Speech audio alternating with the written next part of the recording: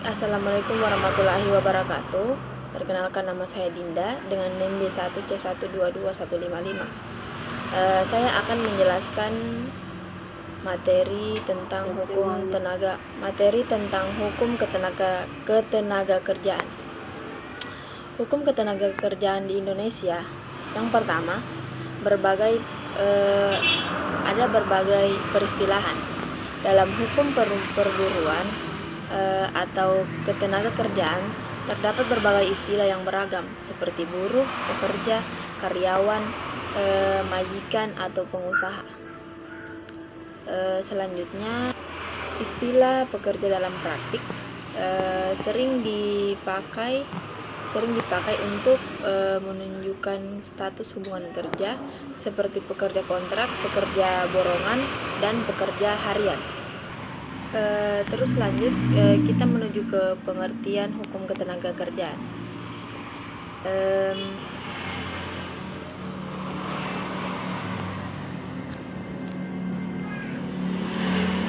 Menurut Monear dalam Asikin, hukum ketenaga kerjaan adalah bagian hukum yang pokoknya mengatur hubungan antara tenaga kerja dan pengusaha, antar tenaga kerja dan tenaga kerja lainnya, serta antara kerja dan pengusaha. Terus yang kedua, ada menurut Mock atau ada menurut Mock dalam Kansil.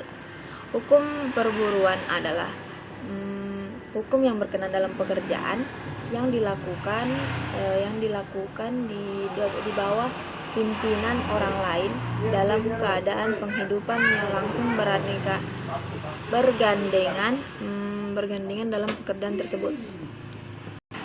Terus lanjut, kedudukan hukum ketenaga kerjaan dalam sistem hukum Indonesia.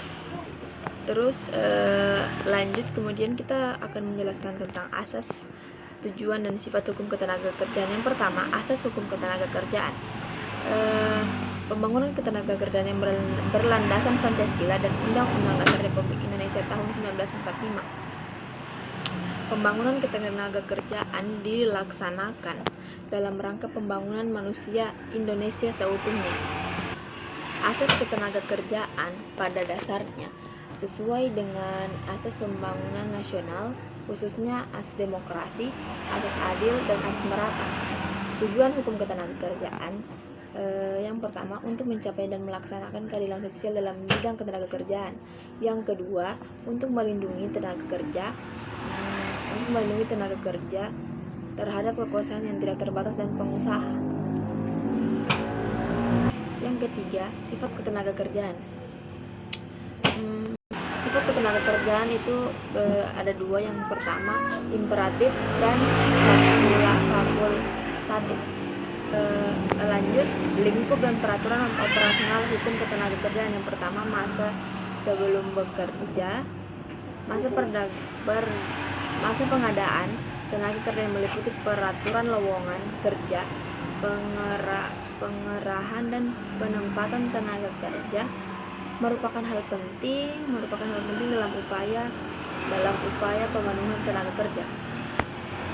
Masa sebelum bekerja, tampaknya masa sehubungan kerja mendapatkan perhatian karena masa itu merupakan substansial dari hukum ketenaga kerjaan. Terus yang lanjut, masa setelah bekerja. Setelah hubungan kerja juga perlu diperhatikan seksama sehingga tenaga kerja dapat mendapatkan perlindungan sesuai keadilan. Yang keenam, sumber hukum ketenaga kerjaan. Sumber hukum adalah segala sesuatu yang menimbulkan atau melahirkan hukum. Sumber hukum itu sendiri dibedakan menjadi dua macam, yaitu sumber hukum formil dan sumber hukum material. Yang selanjutnya, tinjauan umum mengenai perlindungan kerja dan syarat-syarat kerja.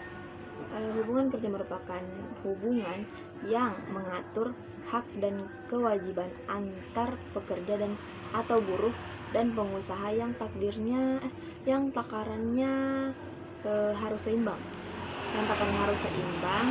Oleh sebab itu, hakikat dan hak pekerja buruh merupakan kewajiban pengusaha dan sebaliknya, hak pengusaha merupakan kewajiban pekerja buruh.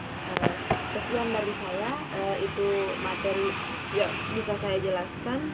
Wabillahi taufiq wal hidayah. Wassalamualaikum warahmatullahi wabarakatuh.